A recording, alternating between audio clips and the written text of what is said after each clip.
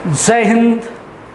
आप सभी का एक बार फिर मैं आपके अपने ऑनलाइन परिवार एसपी शुक्ला एजुकेट में स्वागत करता हूं। जैसा कि आपको पता है, मैं धर्मेश्वर आपको सिखा रहा था इंग्लिश ग्रामर के कुछ टर्म्स या बेसिक के कुछ टर्म्स, जिसमें बेसिक के अंतर्गत हम लोग लास्ट क्लास में सीख रहे थे क्लास। और मैंने आपको बताया था सेंटेंस दो कैटेगरी से हम लोग क्या करते हैं, सीखते हैं।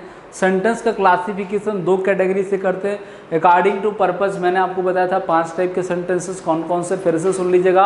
अकॉर्डिंग टू पर्पस मैंने आपको सेंटेंस के 5 प्रकार बताए थे, कौन कौन से याद करके जरा बताओ। असर्टिव और डिक्लेरेटिव, दूसरे टाइप का सेंटेंस आपके इंट्रोगेटिव, तीसरे टाइप का सेंटेंस मैंने आपको बताया था ऑप्टेटिव, चौथे टाइप का मैंने आपको बताया था इम्परेटिव, और पांचवें टाइप का सेंटेंस मैंने आपको बताया था एक्सक्लेमेटरी। तो ये तो अकॉर्डिंग टू पर्पस था।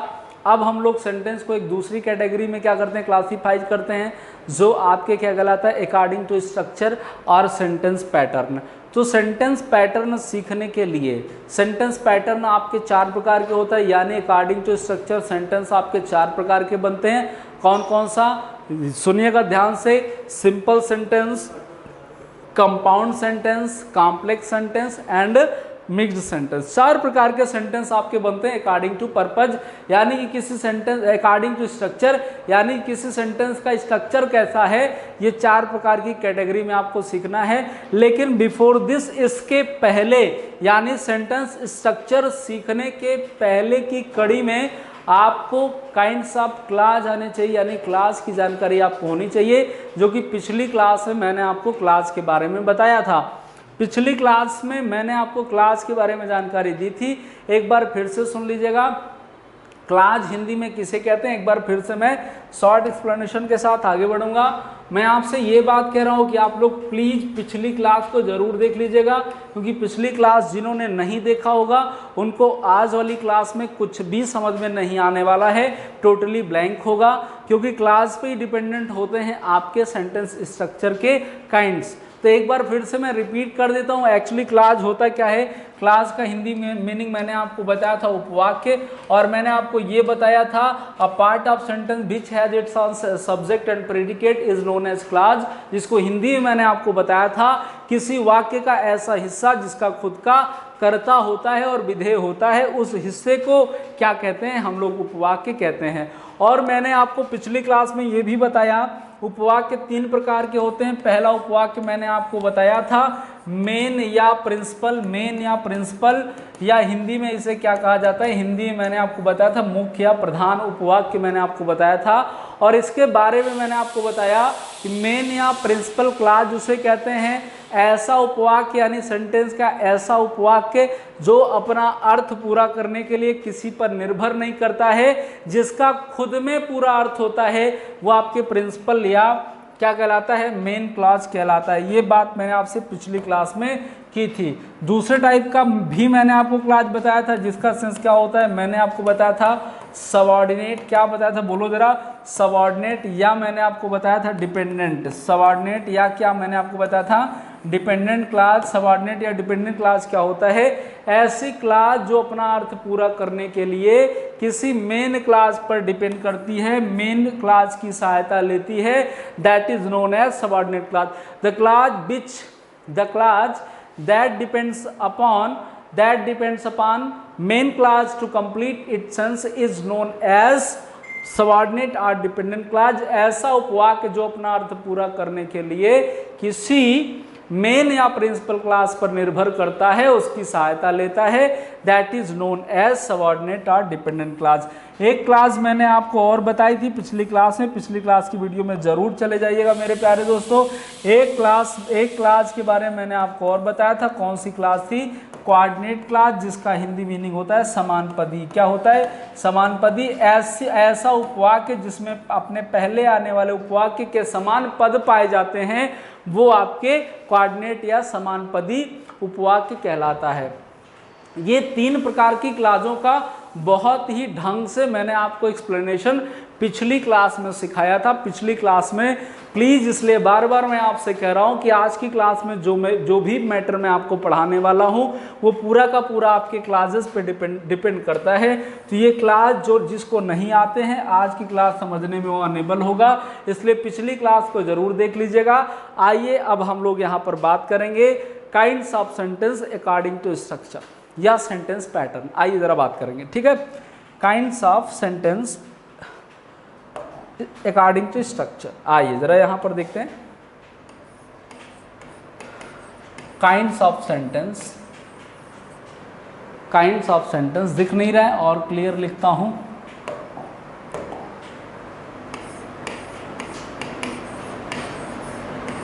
काइंड्स ऑफ सेंटेंस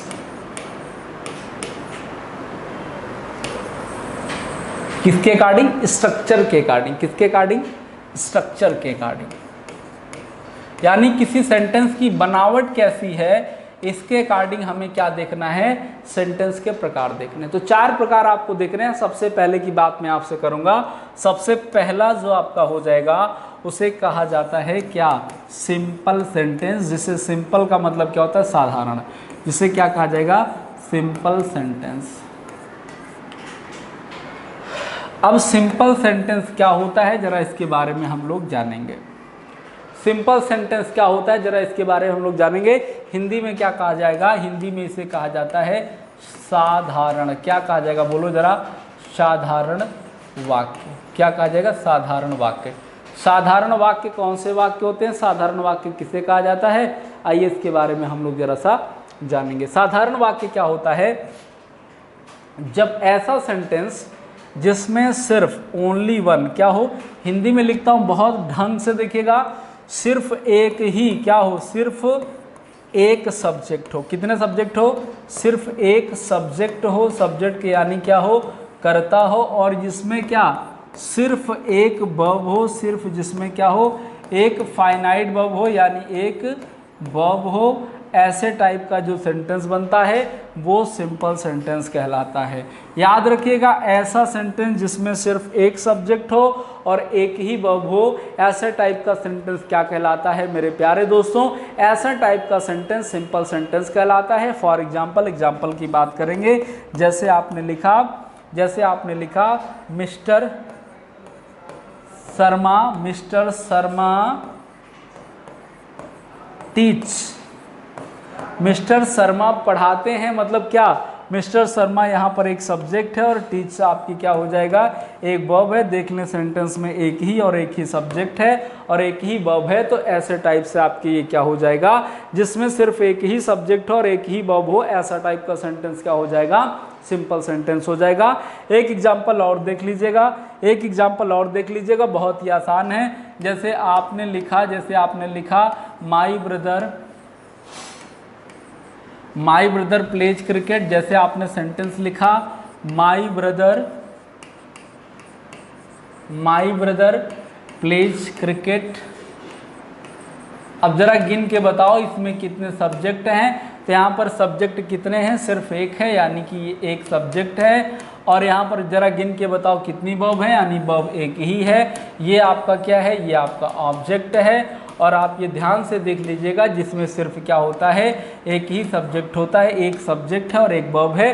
किस टाइप का सेंटेंस हो गया? ये सेंटेंस आपके सिंपल सेंटेंस हो जाएगा। आ रही है बात समझ में? किसी को कोई कन्फ्यूजन नहीं होने दूंगा। बस प्यार से मुस्कुरा के पढ़ना, कोई समस्या नहीं आने वाली है आपकी क्लास में। एक पॉइंट, इंग्लिश भाषा का एक पॉइंट जो भी आपके एग्जाम के परिप्रेक्ष्य से इम्पॉर्टेंट है, वो आप एक पॉइंट सीख जाओगे। बस आपको क्या करना है? क्लासेज में लगातार बने रहना है। तो सिंपल सेंटेंस कैसा सेंटेंस? जैसे आपने लिखा आई सा अ बॉय, मैंने एक लड़का देखा। तो मैं क्या हो गया? मैं एक सब्जेक्ट हो गया, सा एक वर्ब हो गई। यानी कैसा सेंटेंस है? सिंपल सेंटेंस है, क्योंकि सिंपल सी बात है। कौन सी सिंपल सी बात? कि ऐसा सेंटेंस जिसमें सिर्फ क्या होता है? एक ही सब्जेक्ट होता है और एक ही वर्ब होती है। बार बार बोल रहा हूँ, ऐसे टाइप का सेंटेंस क्या कहलाएगा मेरे प्यारे मित्रों? ऐसा टाइप का सेंटेंस सिंपल सेंटेंस कहलाता है।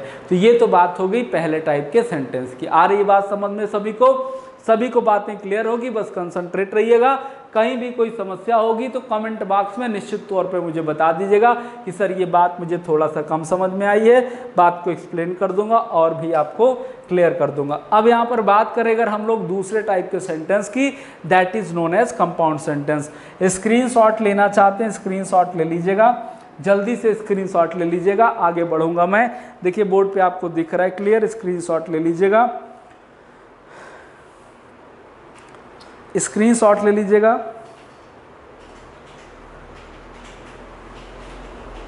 चलिए आगे बढ़े हम लोग, देखिएगा। आइए हम लोग बात करेंगे नेक्स्ट टाइप के सेंटेंस की, that is compound sentence.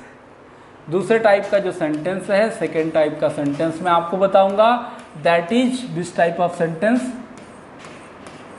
Compound sentence. किस टाइप का सेंटेंस है? Compound sentence. अब यहाँ पर आपको क्लॉजेज की जानकारी होनी चाहिए। इसका हिंदी मीनिंग होता है संयुक्त वाक्य। क्या होता है बोलो जरा हिंदी में? संयुक्त वाक्य। संयुक्त का मतलब कुछ इसमें जोड़े जाने की बात होगी। हिंदी में क्या कहेंगे? संयुक्त वाक्य कहेंगे। संयुक्त का मतलब ही यही होता है, इसमें कुछ जोड़े जाने की बात होगी। अब इसका फार्मूला याद कर लीजिएगा। देखिएगा, ऐसा वाक्य जिसमें क्या हो, सिर्फ दो मेन क्लॉज हो। अब मेन क्लॉज कौन सी होती है आपको याद होना चाहिए। ऐसा वाक्य जिसमें सिर्फ क्या हो, दो मेन क्लॉज हो, दो या दो से अधिक, यानी सिर्फ जिसमें क्या हो, दो या दो से अधिक, दो या दो से अधिक मेन क्लॉज हो, मेन क्लॉजेज हो, ऐसा सेंटेंस क्या कहलाता है? ऐसा सेंटेंस आपके कंपाउंड सेंटेंस कहलाता है। यानी यहाँ पर और मेन क्लॉज के अलावा कोई सबऑर्डिनेट क्लॉज नहीं होगी, तब वो कंपाउंड सेंटेंस आपके कहलाएगा। ऐसा वाक्य जिसमें सिर्फ क्या हो, मेन क्लॉजेज ही आपको दिख रही हो, वो ऐसा वाक्य क्या होता है? वो कंपाउंड सेंटेंस आपके कहलाता है। कुछ वर्ड्स हैं, ये भी नोट कर लीजिएगा। जैसे कुछ वर्ड आपको यहाँ पर नोट करने हैं, जैसे मैं आपको बता देता हूँ कौन से वर्ड नोट कर लीजिएगा। जैसे एक सेंटेंस को अगर दो क्लॉजेज जोड़ रही हैं, जैसे सेंटेंस में क्या दिया गया है? एंड दिया गया है, और दिया गया है, बट दिया गया है, फॉर दिया गया है, एट दिया गया है, एज वेल एज दिया गया है, एज वेल एज दिया गया। जो इंपॉर्टेंट है मैं आपको बता रहा हूँ, अगर सेंटेंस में एंड दिया है, और दिया है, बट दिया है, और एट दिया है, एज वेल एज दिया गया है, बोथ एंड दिया गया है, क्या दिया गया है? बोथ एंड दिया गया है, नॉट ओनली बट आल्सो दिया गया है, नॉट ओनली बट आल्सो दिया गया है। समझिएगा, अगर सेंटेंस में आपको एंड दिख रहा है, या क्या दिख रहा है? और दिख रहा हो, या आपको क्या दिख रहा हो? बट दिख रहा हो, या आपको क्या दिख रहा हो? फॉर दिख रहा हो, या आपको क्या दिख रहा हो? या आपको एज वेल एज दिख रहा हो। ये सब टर्म्स आपको अगर दिख रहे होंगे तो ये आपके क्या हो जाएगा? ये आपके किसको बनाएंगे? एट भी आपको दिख रहा है। ये कौन से टाइप का सेंटेंस बनाएंगे? दो क्लॉजेज को अगर ये वर्ड्स जोड़ते हैं, समझिएगा, दो क्लॉजेज को अगर ये वर्ड्स जोड़ते हैं तो निश्चित तौर पे वो कंपाउंड सेंटेंस होगा। अगर ये नहीं जोड़ते हैं तो वो कौन सा सेंटेंस होगा? वो कॉम्प्लेक्स सेंटेंस बन सकता है। जैसे आइए देखते हैं, फॉर एग्जांपल की बात करेंगे। यहाँ पर देखिएगा, एग्जांपल मैं लेता हूँ, बहुत प्यारे प्यारे से एग्जांपल की बात मैं आपसे करूँगा। जैसे सेंटेंस आपने लिखा, संता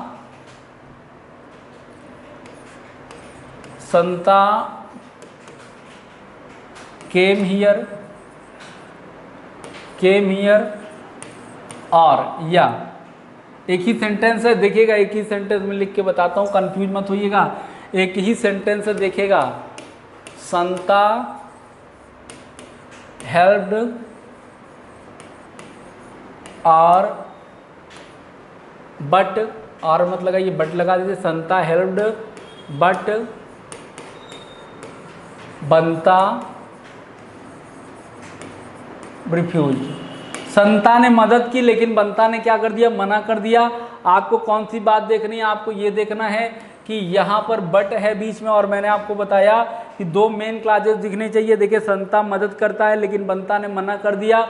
यहाँ पर आप देखिएगा, संता हेल्प्ड बट बंटा रिफ्यूज। तो ये आपके जो बट है, बट जो वर्ड आपको मैंने आपको बताया कि अगर ये आपके क्या हैं? बट देखिए, यहाँ पर एंड हो, आर हो, बट हो, फार हो, एट हो, एज वेल एज हो, बोथ हो, एंड हो, नॉट ओनली बट आल्सो हो। अगर ऐसे अगर कंजंक्शन क्या करते हैं, दो क्लॉजेस को जोड़ते हैं, तो वो आपके क्या कहलाएगा? वो आपके कंपाउंड सेंटेंस कहलाएगा। एक एग्जांपल और मैं आपको बताता हूँ।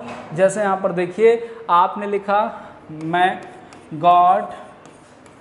गॉड मेड मैन, गॉड ने आदमी को बनाया एंड मैन मेड मशीन, और मैन ने क्या बनाया, मशीन को बनाया। तो एक बात याद रखिएगा, यहाँ पर देखिए एक क्लास ये है, दूसरी क्लास क्या है, ये वाली है, दोनों को एंड जोड़ रहा है, दोनों मेन क्लाजेज हैं। और जब दो मेन क्लाजेज होंगी तो उनको जोड़ने का काम कौन करेगा, मैंने आपको बताया एंड हो, आर हो, बट हो, एट हो, या आपके क्या हो, एज वेल एज हो, फार हो, सो हो, ये सब टर्म्स जब जोड़ते हैं तो निश्चित रूप से वो कंपाउंड सेंटेंस होता है। वहाँ पर क्या होने चाहिए, वहाँ पर आपके मेन क्लाजेज होनी चाहिए। दो मेन क्लाजेज होंगी तो निश्चित तौर पे कंपाउंड सेंटेंस ही आपके बनता है। आ रही है बात समझ में? आई थिंक किसी को कोई कंफ्यूजन नहीं होगी। अब आपको कभी भी कंपाउंड सेंटेंस दिया जाएगा तो निश्चित तौर पे आप पहचान पाओगे। जरा एक एग्जांपल और आप देख लेना, जैसे सेंटेंस कहीं पर लिखा हुआ है, क्या लिखा हुआ है, जैसे आपने लिखा ही इज आल्दो, यहाँ पर लिखा हुआ आल्दो, देखिए एग्जांपल देखिएगा, although he is poor yet he is honest, ऐसा सेंटेंस लिखा गया है। अब आपसे पूछा जाए ये कैसा सेंटेंस है, सिंपल सेंटेंस है तो सिंपल सेंटेंस में एक ही सब्जेक्ट और वर्ब होगी, नहीं होगा। कैसा सेंटेंस है, दो मेन क्लाजेज हैं, यद्यपि वह गरीब है फिर भी वो क्या है, फिर भी वो ईमानदार है। और मैंने आपको बताया एट हो, बट हो, आर हो, एंड हो, एज वेल एज हो, ये सब जोड़ते हैं तो कंपाउंड ही बनता है मेरे प्यारे दोस्तों, याद रखना। तो इस टाइप का जो सेंटेंस है वो कौन सा सेंटेंस हो जाएगा, कंपाउंड सेंटेंस हो जाएगा। जल्दी से स्क्रीनशॉट ले लीजिए इसका भी, और ये आपका यहाँ पर मैंने फार्मूला लिखा हुआ है, जल्दी से स्क्रीनशॉट ले लीजिए। आगे बढ़ेंगे, हम लोग बात करेंगे कॉम्प्लेक्स सेंटेंस की, कि कॉम्प्लेक्स सेंटेंस क्या होते हैं, कॉम्प्लेक्स सेंटेंस आपको कैसे याद रखने हैं। जल्दी से स्क्रीनशॉट ले लो, आगे बढ़ेंगे हम लोग कि कॉम्प्लेक्स सेंटेंस क्या होते हैं और कॉम्प्लेक्स सेंटेंस कैसे हमें याद होंगे। ठीक है, हो गया, इसका भी स्क्रीनशॉट ले लो जल्दी से। नोट करना चाहते हैं तो नोट भी कर लीजिए, स्क्रीनशॉट से काम चलाना चाहते हैं तो स्क्रीनशॉट ही लेकर के काम चला सकते। हो गया,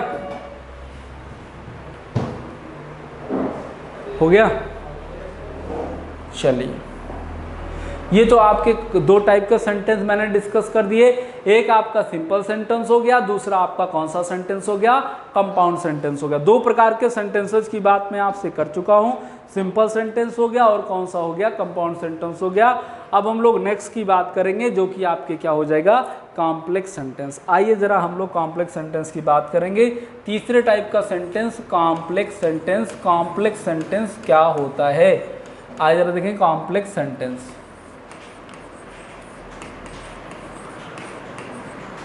कॉम्प्लेक्स सेंटेंस अगर हिंदी मीनिंग की बात करें तो क्या होते हैं, मिश्रित वाक्य। क्या होते हैं, मिश्रित वाक्य। हिंदी में बहुत स्पष्ट तौर पे इसका फार्मूला लिखूंगा, डेफिनेशन लिख के रटने की जरूरत नहीं है, डेफिनेशन मोड आपको पढ़ने की जरूरत नहीं है। जब भी आप कॉम्पिटिटिव एग्जाम में अंग्रेजी विषय को पढ़ रहे हो तो कभी आपसे डेफिनेशंस नहीं पूछी जाती हैं, आपसे हमेशा पूछा क्या जाता है, आपसे हमेशा कॉन्सेप्ट और कॉन्सेप्ट बेस्ड आपसे क्वेश्चंस पूछे जाते हैं। जो भी टीचर आपसे रटने की बात करता है निश्चित तौर पे उसे नकार दीजिएगा। क्यों, क्योंकि रट करके हम अंग्रेजी भाषा नहीं सीख सकते। आइए जरा बात करेंगे कॉम्प्लेक्स सेंटेंस की। तो कॉम्प्लेक्स सेंटेंस में ऐसा सेंटेंस जिसमें सिर्फ एक क्या हो, सिर्फ एक मेन क्लाज हो। ध्यान से देखिएगा, मैंने लिखा सिर्फ एक मेन क्लाज हो प्लस फार्मूला पूरा देखिएगा, कम से कम एक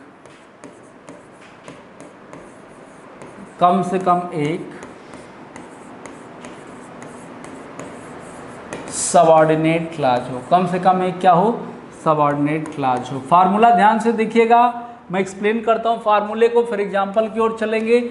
ऐसा सेंटेंस जिसमें सिर्फ एक मेन क्लाज हो, यानी मेन क्लाज एक से अधिक नहीं होनी चाहिए, और प्लस क्या होना चाहिए, प्लस कम से कम एक सबऑर्डिनेट क्लाज हो। यानी कम से कम एक सबऑर्डिनेट का मतलब एक से अधिक भी हो सकती है, यानी 2 भी हो सकती है, आपकी सबऑर्डिनेट क्लास 2 भी हो सकती है, 3 भी हो सकती है, 4 भी हो सकती है, 10 भी हो सकती है, लेकिन कम से कम एक होनी चाहिए। लेकिन अगर मेन क्लास की बात करें तो मेन क्लास एक से अधिक नहीं होनी चाहिए। मेन क्लास एक से अधिक अगर हो जाएगी तो वो कॉम्प्लेक्स सेंटेंस नहीं बनेगा, कुछ और बन जाएगा। याद रखिएगा, कम से कम एक मेन क्लास हो और कम से कम सिर्फ एक मेन क्लास हो, सिर्फ एक मेन क्लास हो और कम से कम एक सबऑर्डिनेट क्लास हो। ऐसी टाइप की जो क्लास बनती है, ऐसे टाइप का जो सेंटेंस बनता है वो कॉम्प्लेक्स सेंटेंस बनता है। फॉर एग्जाम्पल, मैं आपसे एग्जाम्पल की बात करता हूं।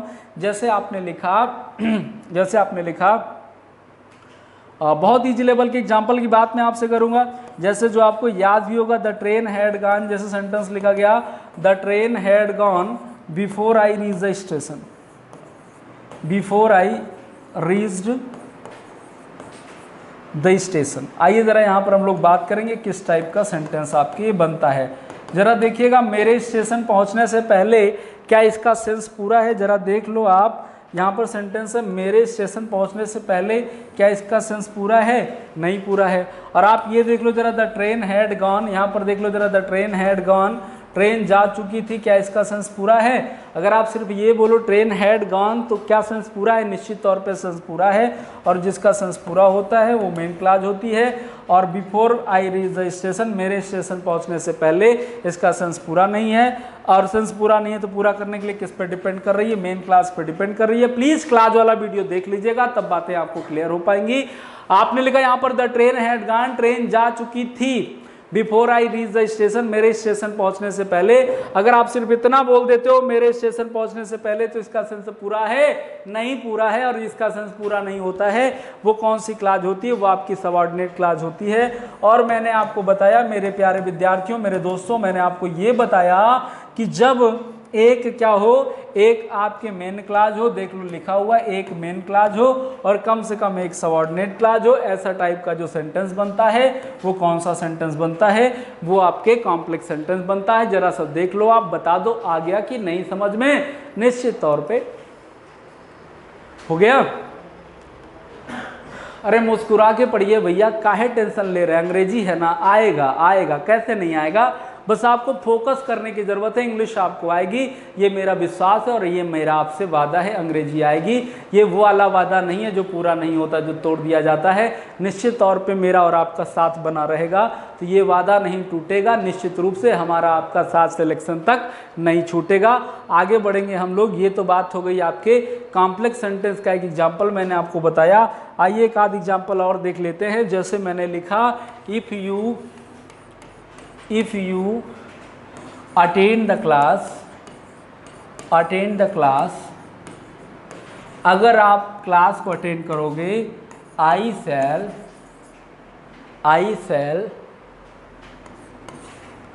make English easy, I shall make English easy. देखिएगा, बहुत आसान एग्जाम्पल मैंने आपके लिए बनाया है। देखिएगा, यहाँ पर सेंटेंस मैंने लिखा, अगर आप क्लास करोगे, if you attend the class, अगर आप क्लास अटेंड करोगे, आई शैल मेक इंग्लिश इजी, मैं अंग्रेजी को आसान बना दूंगा। तो यहाँ पर देखिएगा, if you attend the class, क्या इसका सेंस पूरा है?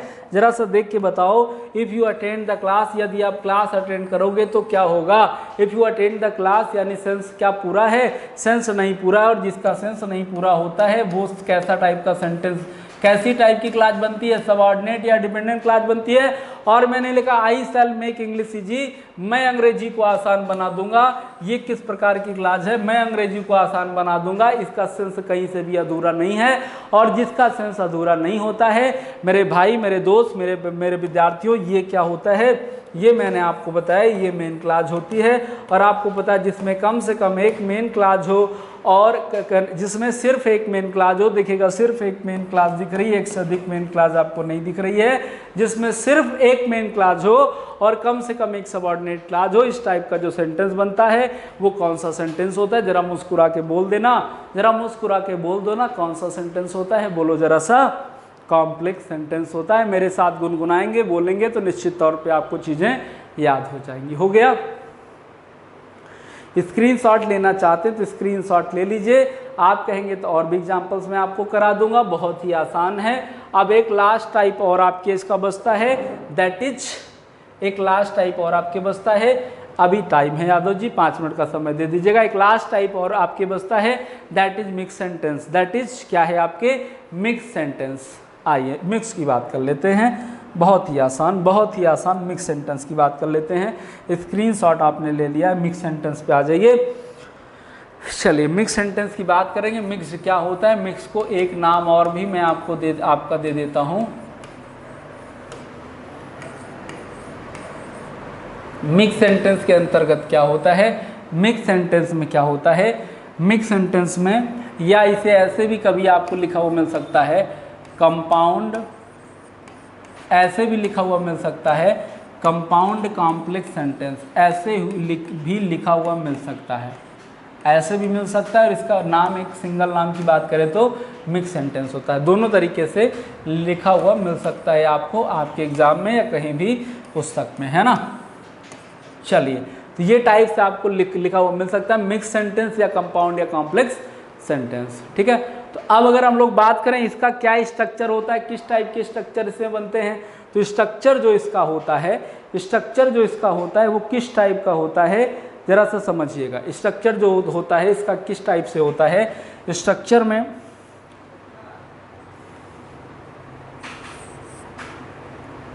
कम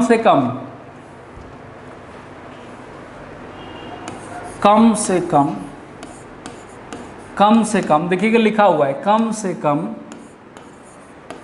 2 मेन क्लॉज, यानी 2 से कम नहीं होगी, अगर 1 होगी तो फिर वो आपके मिक्स सेंटेंस नहीं हो। कम से कम 2 मेन क्लॉज प्लस क्या होना चाहिए, कम से कम 1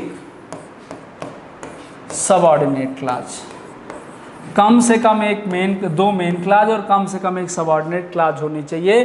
तो ये जो सेंटेंस का स्ट्रक्चर बनता है भैया, ये सेंटेंस का स्ट्रक्चर आपके क्या बन जाएगा, ये सेंटेंस का स्ट्रक्चर आपके मिक्स सेंटेंस का हो जाएगा, या कंपाउंड कॉम्प्लेक्स सेंटेंस का स्ट्रक्चर बन जाएगा। ध्यान से देखिएगा, मैंने आपसे कहा कि कम से कम क्या होने चाहिए, कम से कम 2 मेन क्लॉज हो, कितनी क्लॉज हो, कम से कम 2, यानी 2 से कम का मतलब कि उससे कम नहीं हो सकता, कम से कम का मतलब क्या, उससे कम नहीं हो सकता, यानी 1 मेन क्लॉज होगी तो फिर क्या ये मिक्स बनेगा, नहीं बनेगा। याद रखना, अगर 1 मेन क्लॉज होगी तो क्या ये मिक्स बनेगा, नहीं बनेगा। कम से कम 2 मेन क्लॉज हो और कम से कम 1 सबऑर्डिनेट क्लॉज हो, कम से कम 1 सबऑर्डिनेट क्लॉज का मतलब कि 1 से अधिक भी सबऑर्डिनेट क्लॉज हो सकती है, लेकिन यहाँ पर 2 मेन क्लॉजेज होने क्या हैं, कंपलसरी हैं। 2 से अधिक भी मेन क्लॉज आपके हो सकते हैं। आइए फॉर एग्जांपल की ओर मैं आगे बढ़ता हूँ। जैसे कि देखिएगा, एग्जाम्पल मैंने लिख दिया, बहुत प्यारा सा एग्जाम्पल देखिएगा, जैसे आपने लिखा, चलिए जैसे आपने लिखा एग्जाम्पल में लिख लेते हैं, पप्पू का एग्जाम्पल ले लेते हैं। जैसे आपने लिखा, Pappu came here or Jhabbu को जानते हैं कि नहीं जानते हैं, चलिए नहीं जानते तो कोई बात नहीं। Pappu came here or Jhabbu came here because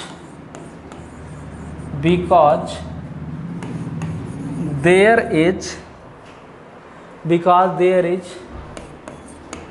some changes, क्योंकि यहाँ पर कुछ क्या है, परिवर्तन है। चलिए जरा सा एक छोटा सा सेंटेंस की बात करूँ मैं आपसे। लिखा हुआ है पप्पू केम हियर, पप्पू यहाँ आया, या आर झब्बू केम हियर, या तो झब्बू यहाँ आया। ना तो मुझे मतलब पप्पू से है, ना तो मुझे मतलब झब्बू से है, मुझे मतलब सिर्फ किससे है, मतलब का मतलब समझिएगा। मतलब इसका ये हो जाएगा कि कंपाउंड सेंटेंस आपके मिक्स सेंटेंस बनने के लिए कम से कम 2 मेन क्लॉज होनी चाहिए। तो बताइए यहाँ पर मेन क्लॉज दिख रही है कि नहीं दिख रही है। एक मेन क्लॉज ये है और दूसरी मेन क्लॉज ये है, दिख रही है आपको। Because there is some change, क्योंकि यहाँ पर कुछ चेंज है। आप बताइए इससे मतलब कोई चेंज उनसे कोई मतलब नहीं है, इसका मतलब सिर्फ इतना है कि कम से कम 1 सबऑर्डिनेट क्लॉज होनी चाहिए। यहाँ पर देख के बताइएगा सेंटेंस में अगर आपको क्या दिखते हो, 2 यहाँ पर देखिए, ये 2 क्या हो गए, ये दो मेन क्लाजेज हो गई, एक और एक दो मेन क्लाज हो गई, कम से कम एक सबऑर्डिनेट क्लाज है। किस टाइप का सेंटेंस हो गया? ये सेंटेंस ही आपका क्या बन गया?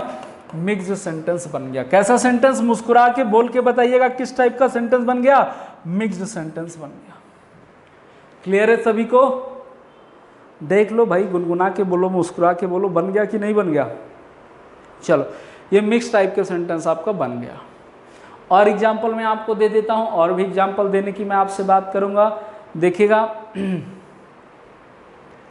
और भी एग्जाम्पल की बात होगी। जैसे और एग्जाम्पल मैं आपको बताता हूं, देखिए जैसे यहां पर लिखा, यहां पर आपने लिखा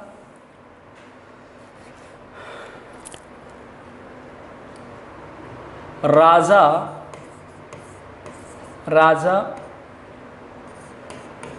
पास्ड बट रानी फेल्ड। राजा पास हो गया लेकिन रानी क्या हो गई? फेल हो गई। परीक्षा दिए थे, क्या हुआ था? Raja passed but Rani failed the examination. Raja ने पास कर लिया लेकिन रानी क्या हो गई? फेल्ड हो गई। क्या हो गई? फेल्ड हो गई। द एग्जामिनेशन को क्या? परीक्षा में फेल हो गई। अब यहाँ पर देखिएगा, अभी तो ये आपको कौन सा सेंटेंस दिख रहा है? दो मेन क्लाजेस दिख रही है, बट लग जाएगा तो मेन क्लास होगी, आपको पता है। दो मेन क्लाजेस दिख रही हैं। और अब अगर इसे हम क्या बना दें? अब अगर इसे हम बना दें बिफोर, अगर अब इसे हम लगा दें बिफोर, अगर यहाँ पर सेंटेंस में थोड़ा सा चेंज कर लें हम, थोड़ा सा यहाँ पर राजा, चलिए सही है, Raja pass but Rani failed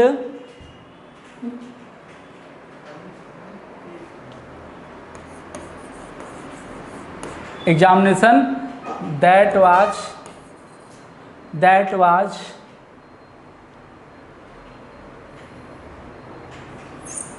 failed comma examination in examination that was very tough. देखिएगा, अब एग्जाम्पल मैं बनाता हूँ।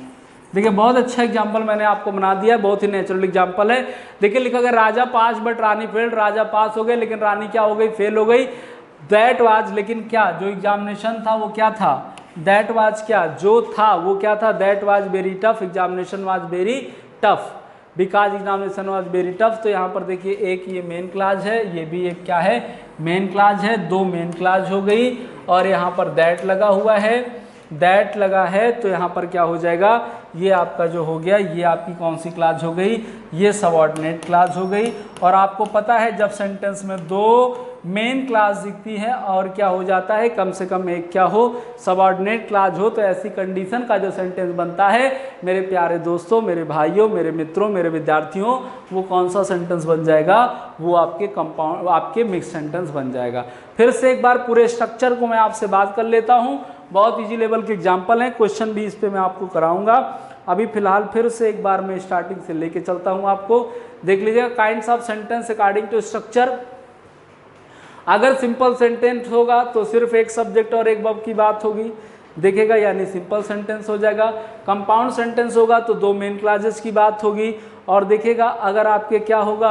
अगर आपका कॉम्प्लेक्स सेंटेंस होगा तो क्या होगा? सिर्फ एक मेन क्लास होगी, कम से कम एक सबऑर्डिनेट क्लास होगी। एक मेन क्लास होगी, कम से कम एक सबऑर्डिनेट क्लास होगी, तो कॉम्प्लेक्स सेंटेंस बन जाएगा।